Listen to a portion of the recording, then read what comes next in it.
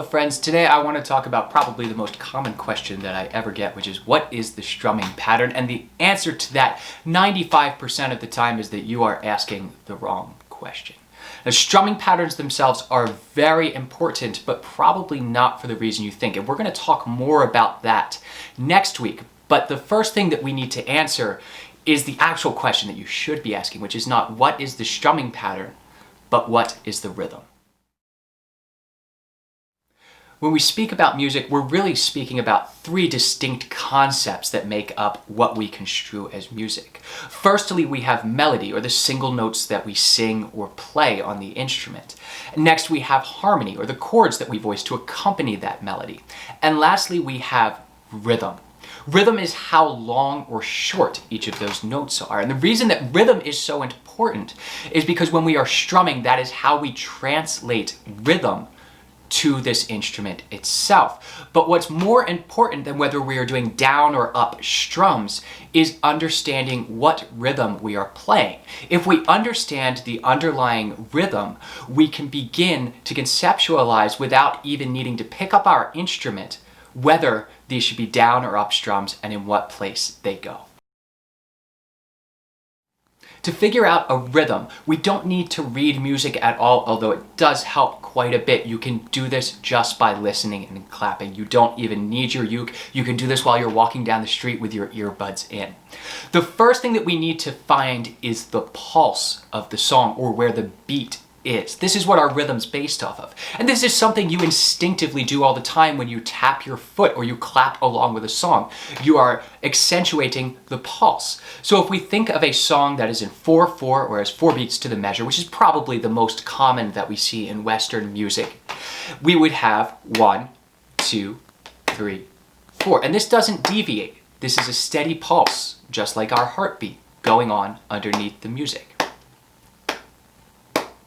2, 3, 4. So the first thing you need to do to figure out a rhythm is to find the pulse of the song, or that underlying beat that supports the entire foundation.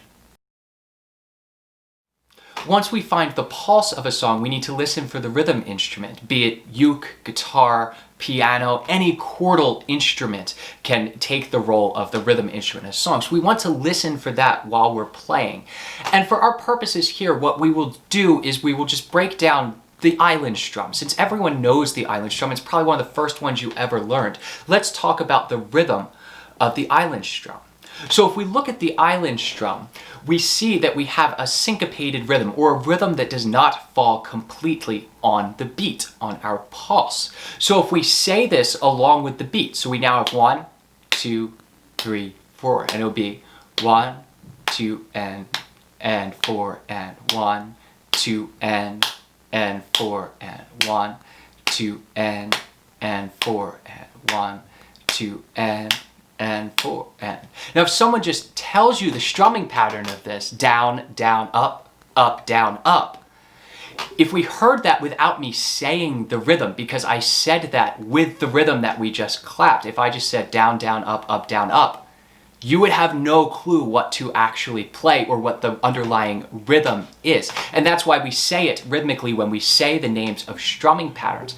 But we can do exactly that by just clapping the beat. So what you want to do is identify the rhythm instrument, internalize the rhythm that it is playing, and clap it along with a metronome or anything else that has a steady pulse. You can just use an analog clock. It works just as well. But feel comfortable just clapping the beat. It doesn't matter whether you're saying the names of the beats or not. We just need to be able to clap it and thus internalize it.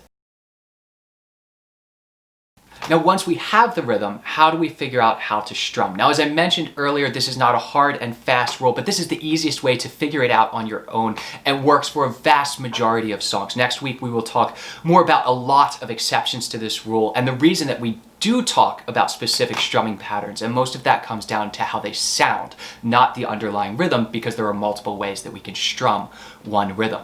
As a general rule of thumb, if a note comes on our pulse, on our beat, that will be a down strum. So anything that falls with this 1, 2, 3, 4 is going to be a down strum.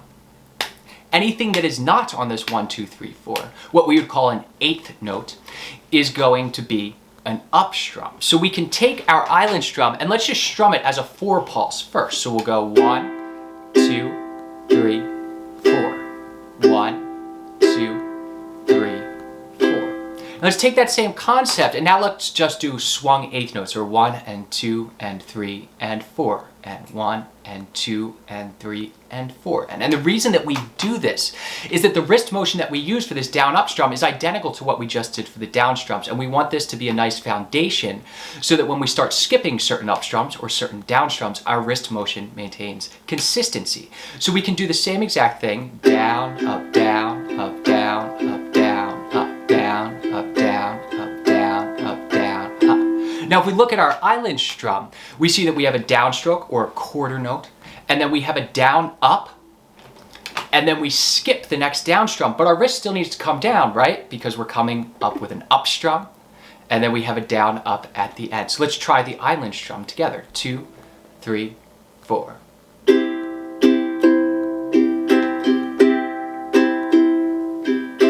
1, 2, and 4, and 1, 2, and 4, and. So we can take these principles of just figuring out the rhythm, and we can take this basic concept of down and up strums on the downbeat, up strums on any of the upbeats or anything that does not align directly with the pulse of the song, and we can create the strumming pattern to any tune that we want.